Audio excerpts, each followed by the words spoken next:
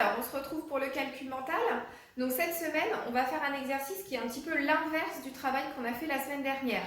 La semaine dernière, on est passé d'une fraction décimale à un nombre décimal. Cette semaine, on va passer d'un nombre décimal à une fraction décimale.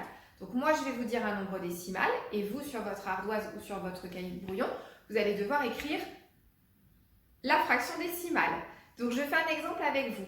Si je vous dis 0,9, vous devez vous dire que 0,9, il y a un chiffre après la virgule, donc je vais être en dixième, et donc ça va être 9 dixièmes. Vous voyez, un chiffre après la virgule, ça veut dire 1 0, donc 9 dixièmes. Ça va? Donc on va essayer. Peut-être que, comme c'est le premier jour pour les CM1, ça va être un petit peu difficile. Si c'est difficile, les CM1, au lieu d'écrire directement la fraction, vous pouvez d'abord écrire le nombre décimal tel que je le dicte et à côté, écrire la fraction. Les CM2, ce serait bien d'essayer d'écrire la fraction directement. C'est parti. Donc le premier, c'est 0,9.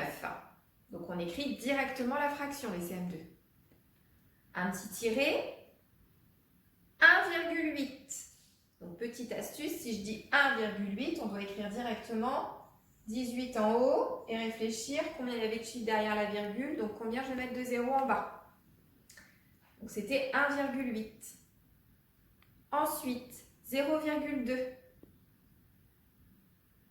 0,2. 1,56. 1,56. 0,54. 0,54.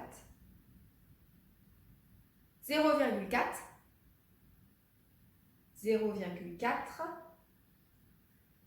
6,7, 6,7, 0,78, 0,78, 6,433, 6,433 et 0,98. 0,98.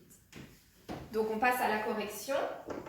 Alors le premier c'était 0,9, donc la fraction c'était 9 dixièmes. Le deuxième c'était 1,8, donc j'écris mon 18 et comme je n'avais qu'un seul chiffre après la virgule, ça veut dire 18 dixièmes.